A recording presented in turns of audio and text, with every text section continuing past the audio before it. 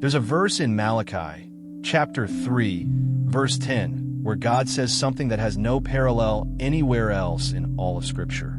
He says, "Test me in this. Test me, God Almighty, the one who spoke galaxies into existence, the one who does not owe any man an explanation for anything he does." That same God looks his people in the eye and says, "Go ahead, try it. See if I won't open the windows of heaven and pour out a blessing so large you won't have room enough to receive it." I have sat across from families who were drowning in debt, who had nothing left in their bank accounts, nothing left in their marriages almost, and when they finally understood what that verse was really asking of them, not just the tithe, but the posture behind it, everything changed. Not slowly, not eventually. Everything changed. But to understand why that changes everything, we need to go back to the beginning. Because here's what I've watched happen over and over again in 20 years of pastoral ministry and in hundreds of conversations about money, debt, and provision.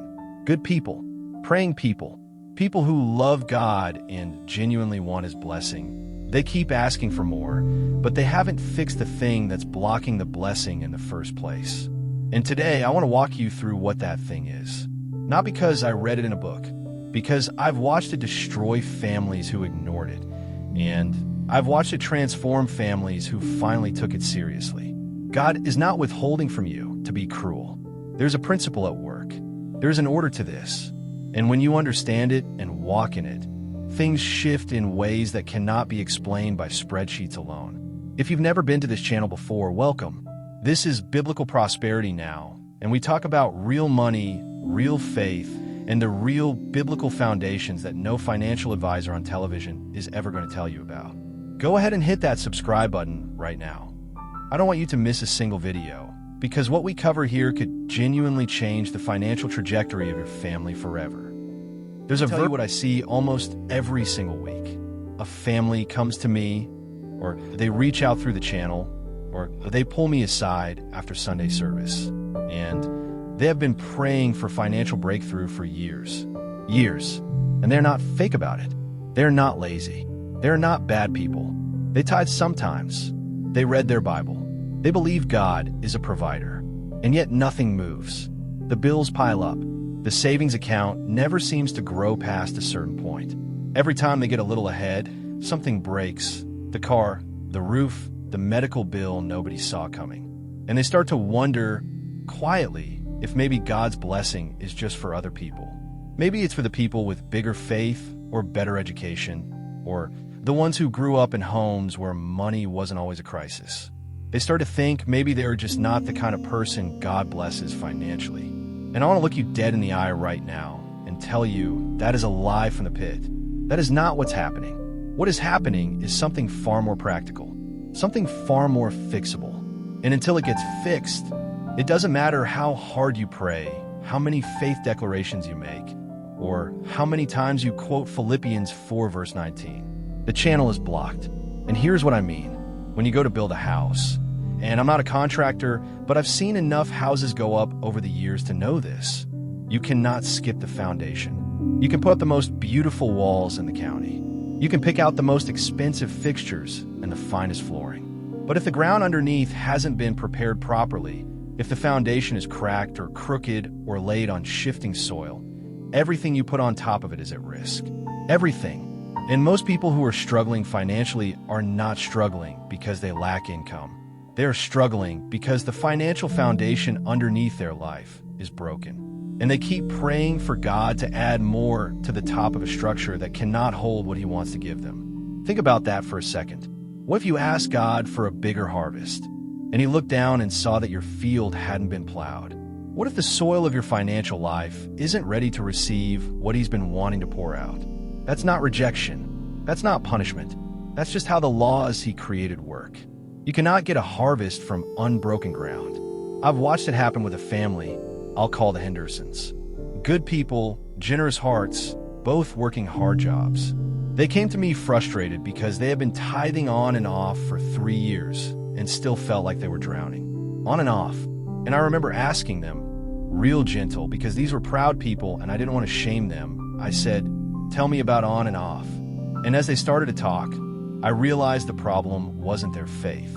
It wasn't even their income. It was that underneath all of it, there were broken habits, there was unaddressed disorder, and there was a fundamental misunderstanding of what the Bible actually teaches about how financial blessing flows. They had the desire, they had the prayer life, but the foundation had never been built. The three things I'm going to walk you through in this video are not new. They're not trendy. They are not the product of some financial guru's weekend seminar. They are ancient. They are biblical. And I say this with everything I've got. There is no lasting financial breakthrough available to any believer who skips these steps. None. I've seen it too many times to hedge on that. People who get serious about these foundations see things turn around. Not always overnight, but the movement starts. And people who keep hoping for a blessing while ignoring the foundation keep wondering why nothing changes. That pattern is not a coincidence. It is a principle. God's principles always work exactly the way He designed them to work.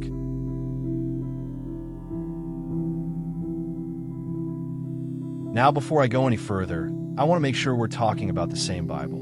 Because I've noticed something over the years. When people hear the words biblical finances, they tend to think of one of two things. Either they think of a preacher in a shiny suit telling them to sow a seed into his ministry and God will give them a Cadillac. Or they think of a dry list of rules, like God is the world's most boring accountant, and reading Proverbs is just his way of making sure nobody enjoys their money. Neither one of those is what the Bible actually teaches. What the Bible actually teaches about money is one of the most sophisticated, deeply human, enormously practical bodies of wisdom ever assembled. Jesus talked about money more than he talked about prayer, more than he talked about heaven. He didn't do that because he was obsessed with finances. He did it because he understood something that we are still learning, that the way a person handles money reveals the condition of their heart, and the condition of their heart determines everything about their capacity to receive from God. Luke 16 verse 10 says, "Whoever can be trusted with very little can also be trusted with much, and whoever is dishonest with very little will also be dishonest with much." That's not a suggestion. That's not a nice-sounding principle for type A personalities. That is a statement about how God evaluates readiness. He is watching what you do with what you already have before he decides whether he can trust you with more. And here's where most believers get tripped up.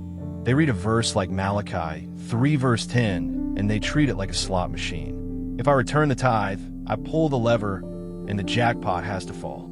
But that's not what God is doing. God is not running a vending machine operation. What he is doing in that passage is so much bigger and so much more personal. He is inviting his people into a relationship of demonstrated trust. He is saying, "Show me that you believe I am your source. Show me that you understand the tithe is mine first, not yours to hold back and return when it's convenient. Show me that you trust the system I designed, even when the numbers in your bank account look terrifying." That's what the test is, not whether you can afford to return the tithe. Whether you trust him enough to do it when you feel like you can't. Deuteronomy 8 verse 18 says, "Remember the Lord your God, for it is he who gives you the ability to produce wealth, and so confirms his covenant." Did you catch that? The ability to produce wealth is a gift from God, not the wealth itself sitting in your account, the ability, the capacity, the mental clarity, the work ethic, the favor that opens doors, the ideas that come in the night, the relationships that lead to opportunities. All of it flows from him. And when we forget that, when we start to think the money comes from our own cleverness or effort, we cut ourselves off from the source. We start managing money like practical atheists, asking God to bless what we've already decided to do with his resources. Proverbs 3 verse 9 is even more direct. "Honor the Lord with your wealth, with the first fruits of all your crops." First fruits, not the leftovers. Not whatever's left after the bills are handled and the groceries are bought and the car payment goes through. The first. The principle of first fruits says that the order matters. It says that what you do first with your money is a declaration of who you believe is really in charge. When God comes first in your finances, it is not primarily a financial act. It is a theological statement. It is you saying out loud with your wallet that you believe he is Lord, not just of your Sunday mornings, but of your Monday bank statements. That is the starting point. And until that starting point is established as a settled, non-negotiable practice in your financial life, everything else we talk about today will be built on sand. Solomon was the wealthiest man who ever lived. We throw that around so casually that I think we've stopped actually processing it. The wealthiest man who ever lived. Not the wealthiest man in his region. Not the wealthiest king in his era. Of all time, by some estimates, his wealth would translate into the trillions in today's dollars. And he got it from God, directly. 1 Kings chapter 3 tells us the story. God appears to Solomon and says, "Ask me for anything you want." Anything. And Solomon, who could have asked for long life or the destruction of his enemies or incomprehensible personal fortune, instead asks for wisdom. He asks for an understanding heart so that he can govern God's people well and discern between good and evil. And God is so moved by that request, so pleased that Solomon chose wisdom over wealth, that he gives Solomon not just the wisdom he asked for, but the riches and the honor he didn't ask for. On top of it, think about that sequence. Wisdom first, everything else follows. That is Solomon's principle, and it runs through Proverbs like a river runs through a valley.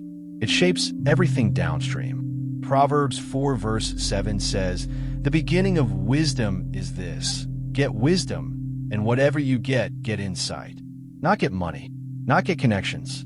Get wisdom, because wisdom is the infrastructure that makes everything else sustainable.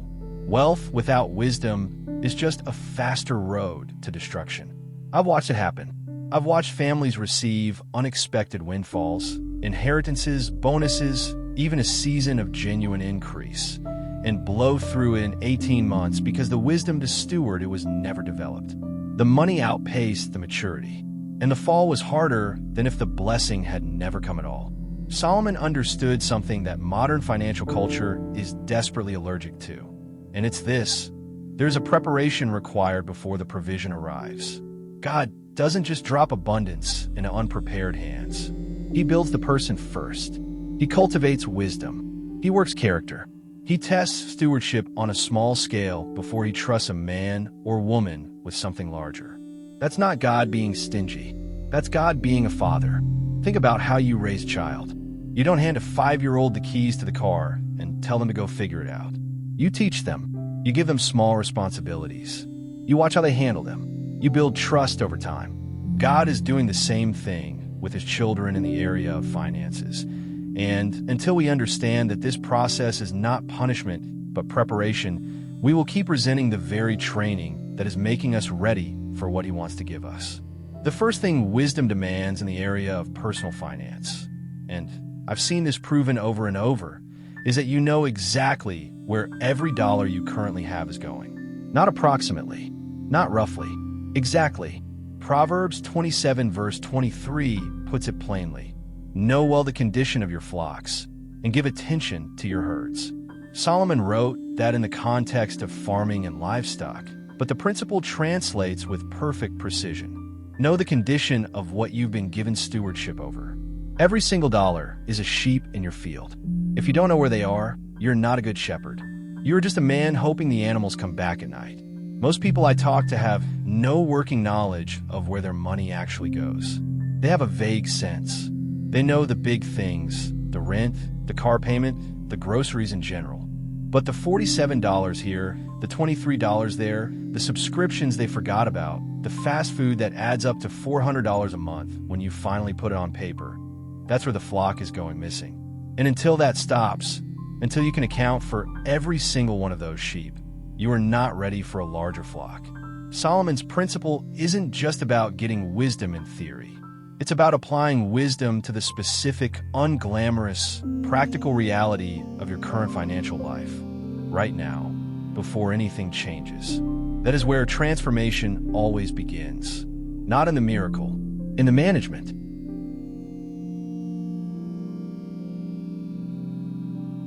All right, this is the part of the video where I want you to stop whatever else you're doing and just be present with me for a few minutes. Because what I'm about to walk you through is not complicated. In fact, it's going to seem almost too simple. But simple is not the same as easy. And what I've found in years of walking alongside families through financial transformation is that the people who actually do these three things, fully, faithfully, and without shortcuts, are the ones whose stories I get to tell later when I'm encouraging somebody else. These are not my 3 steps. These are not a system I invented. These are 3 anchors that appear consistently across the biblical wisdom literature, confirmed by the lived experience of every family I've ever watched turn their finances around. So let's go. The first step is returning the tithe, fully, faithfully, and first. I already laid the theological groundwork, but I want to get practical here because I think practical is where most people fall apart. Returning the tithe means 10% of your gross income goes to your local church before anything else moves. Not 10% of whatever's left after bills. Not 10% of your take-home after taxes. 10% of the first dollar God entrusts to you. I know that sounds terrifying to some of you right now.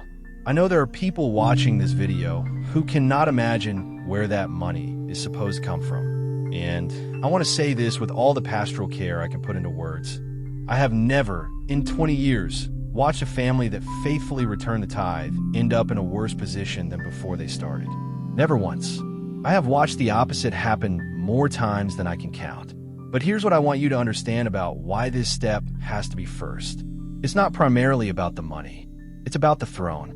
When you put God first in your finances, you're making a declaration about who is Lord. You are aligning yourself under the covering of a covenant. Malachi 3 verse 10 is a promise with a condition. And the condition is not when it's comfortable or when the budget works out. The condition is simply that you do it. So this step is non-negotiable. It's the foundation beneath the foundation. Without it, nothing else in this video will carry the weight it needs to carry. The second step is building a written spending plan, what the Bible calls counting the cost. Luke 14 verse 28 says, "For which of you, intending to build a tower, does not sit down first and count the cost, whether he has enough to finish it?" Jesus is talking about discipleship in that passage, but the financial wisdom embedded in that verse is undeniable. Sit down first. Count the cost. Before you commit your resources to anything, know what you're working with and where it's going. A written spending plan, I don't love the word budget because it sounds like a punishment, is simply a document that tells every dollar you earn where it is going before the month begins. Not after. Not when the bank account is empty and you're trying to figure out what happened.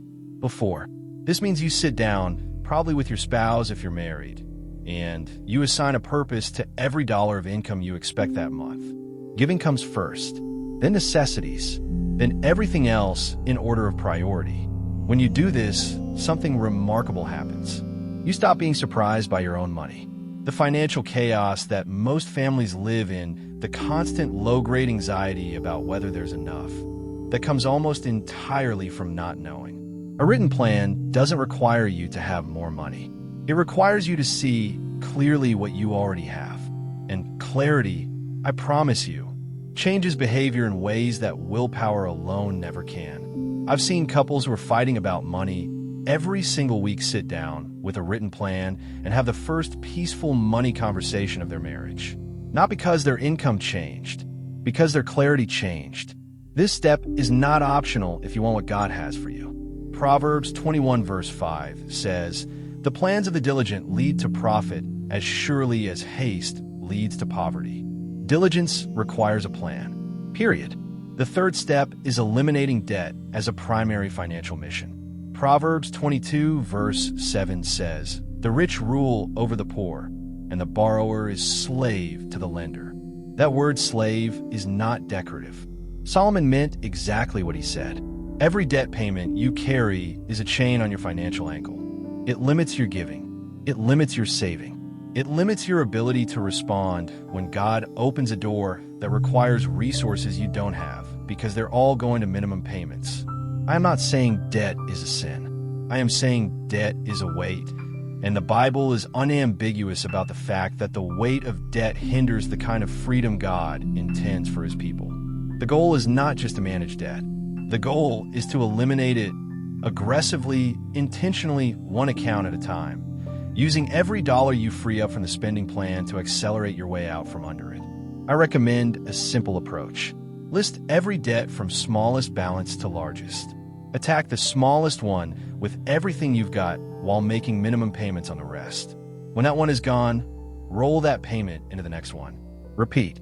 This is not rocket science, but it requires the kind of sustained, disciplined obedience that most people abandon after about 60 days. The ones who don't abandon it, the ones who stay in it through the months when it feels slow and boring and hard, those are the ones who eventually look up and realize they are free.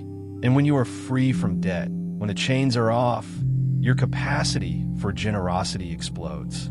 Your capacity to invest multiplies. Your ability to respond to God's leading without financial fear becomes something real. These 3 steps, returning the tithe, building a written spending plan, and eliminating debt, are not a financial program. They're obedience. They're the practical expression of trusting God with your whole financial life. And when you walk in that obedience, the blessing described in Malachi is not some distant theological hope. It becomes your lived reality. I want to tell you about a man I'll call Derek. Derek came to me about 4 years ago through a mutual friend at a church conference. He was 41 years old, worked a solid job in logistics management, made a decent income by any reasonable standard, somewhere in the mid-50s annually, and he was absolutely drowning. He had about $34,000 in credit card debt spread across 6 accounts. He had a car payment, a second car payment, student loans from a degree he'd finished 15 years earlier and never quite paid off. His mortgage payment was stretching him thin, and his marriage was starting to show the fractures that financial stress almost always produces when it goes unaddressed for too long. His wife, a woman I'll call Tamara, was a believer from childhood. Steady, faithful, the kind of woman who had been praying about their finances for years. Derek had grown up in church, but had drifted in his practice. He wasn't hostile to faith, but he wasn't applying it either. He told me the first time we sat down that he'd heard the stuff about tithing before, and he was honest. He said he didn't see how returning money to the church was going to help him get out of debt. He said it with respect, but he said it straight, and I appreciated that. I told him I wasn't going to argue the theology with him that day. I just asked him if what he'd been doing for the last 15 years had worked. He laughed a little, said no. I said, then what's the risk in trying it God's way for 90 days? Just 90 days. Full tithe first, written spending plan every month, and start attacking that smallest debt. He agreed. Partly, I think, because Tamara was sitting right next to him and he could see in her face how much it mattered to her. The first month was brutal. Derek called me twice. Once to tell me he wasn't sure they were going to make it through the month. Once to tell me they had. The second month was a little steadier. He started to see, for the first time in his adult life, where the money was actually going. He told me he nearly fell out of his chair when he added up what they'd been spending on eating out. Not special occasions. Just lunch here, drive-through there, convenience food because nobody had the energy to plan. It was over $600 a month. $600. That money, redirected, became the weapon they used against that first credit card. It was gone in 4 months. Then they rolled that payment into the next card. By the end of year 1, Derek and Tamara had paid off 3 of the 6 credit cards. By month 18, all 6 were gone. The car payments were next. And something happened along the way that Derek told me he hadn't expected. He said he started looking forward to the tithe, not dreading it, looking forward to it. He said it became the moment every paycheck where he acknowledged out loud that God was his source, not his employer, not his own effort, not the economy. God. He said that shift in his thinking was more valuable than any dollar amount they paid off. Tamara told me she felt like she got her husband back, not just financially, but spiritually. She said it was like watching someone wake up. I tell that story not because Derek was special. He wasn't a remarkable case. He was an ordinary man who decided to do extraordinary things with ordinary obedience. And the results were not miraculous in a flashy sense. They were miraculous in the truest sense. A life being transformed from the inside out by the power of applied biblical truth. That is what is available to you. Not because of me and not because of any system. Because the principles God laid out in His Word are alive and they are active and they work. Every single time they are applied with genuine faith and genuine commitment. Derek's story is your story. if you want it to blessing be. that The follows path is the same. abundant. The principles are the same. And the This God who provided field for is him the is the harvest, same God who is a watching you promise watch this video right fulfilled. now. Before I get to the final part of this video, I need to say something that I want you to hear in the spirit in which I mean it. And that spirit is love, not condemnation. Because over the years, I've watched people hear everything I've just shared, feel genuinely moved by it, even agree with all of it in the moment, and then go home and not change a single thing. And I have to be honest with you about why that happens and what it costs, because I would rather have this hard conversation with you now than watch you come back in 2 years, still wondering why nothing has changed. The enemy of biblical financial transformation is not ignorance. Most of the people I talk to already know most of what I've told you today. They've heard the tithe message. They've been told to make a budget. They've read Proverbs. The enemy is delay. It is the quiet, reasonable-sounding voice that says, I'll start next month when things calm down a little. And I need you to understand something about that voice. Things never calm down. The month that seems like a better time to start is always just slightly out of reach. If you're waiting for a more convenient season to begin returning the tithe fully, begin tracking your spending honestly, and begin attacking your debt with real urgency, that season is not coming. The time is always now, and the cost of delay is not neutral. Every month you wait is another month of compounding interest on that debt. Every month you hold back the tithe is another month outside the covenant covering God designed for his people. Every month you operate without a written plan is another month of financial decisions made in the dark. I also want to warn you about half obedience, because in my experience, half obedience is actually more dangerous than no obedience, because it gives you just enough of a feeling that you're doing the right thing to keep you from doing the whole thing. Returning the tithe 50% of the time is not a covenant. Making a budget and ignoring it after the first week is not a plan.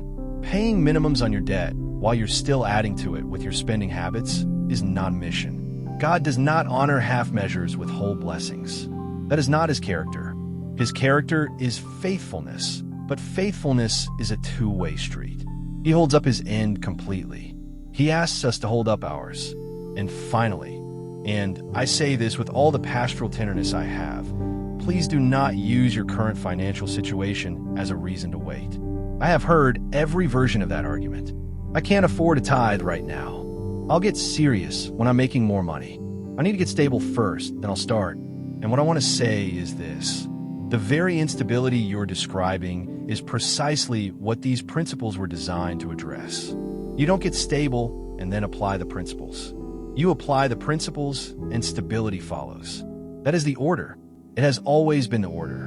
And every family I have ever watched walk into genuine, lasting financial freedom figured that out. Usually after spending some painful amount of time trying to do it the other way first.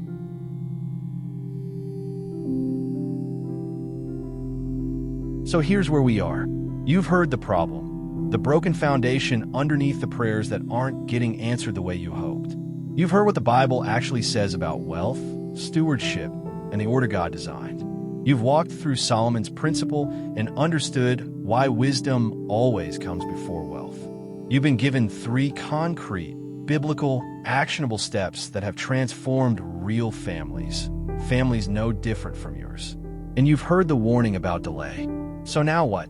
Now you decide. Not tomorrow, right now, while this is still fresh, while the conviction is still warm. You decide whether you're going to be the person who heard this and kept moving, or the person who heard this and moved. I want to make it as easy as possible for you to take the first step. So let me tell you exactly what to do in the next 30 minutes. First, find a piece of paper or open a notes app and write down your monthly take-home income. All of it. Then write down 10% of that number. That is your tithe. That is what goes to God first, before any bill is paid, before any grocery run, before anything. Write it down and commit to it starting with your very next paycheck. Second, set aside 1 hour this week, just one, to sit down and write out every single expense in your life. Every subscription, every bill, every debt, every regular purchase. Put a dollar amount next to each one. Add it all up. Compare it to your income. You need to see the real number, not the approximate number, the real one. Whatever it reveals, you can handle it. because now you have a plan. Third, identify your smallest debt balance. Write it down. Decide today that this is your target. Every extra dollar that can be freed up by your new spending plan goes directly to this balance until it's gone. Those 3 actions started today are the beginning of everything. And I want to stay in this journey with you. That's what this channel is about. Every single video I put out on biblical prosperity now is built on the same foundation we've been talking about today. Real biblical principles applied to real financial situations by real people who decided they were done letting their finances be ruled by fear, confusion, and the constant quiet desperation of never having enough. This is a community of people who believe that God's word works. Not as a lucky charm, not as a vending machine, but as living, active truth that changes lives when it's actually applied. If you haven't subscribed to this channel yet, please do it right now. It costs you nothing, and it means you will not miss a single video, because each one builds on the last. And if today's message helped you, if something in this video landed somewhere real, I want you to leave a comment below. Tell me what hit hardest. Tell me where you are in the journey. I read them. I pray over them. This is not a broadcast, it's a conversation. God has a financial future for you that is better than anything you have been able to arrange for yourself. I've watched him deliver it to families who had every reason to give up. And I believe with everything I am that he wants to deliver it to yours. Start today. The foundation is waiting to be built.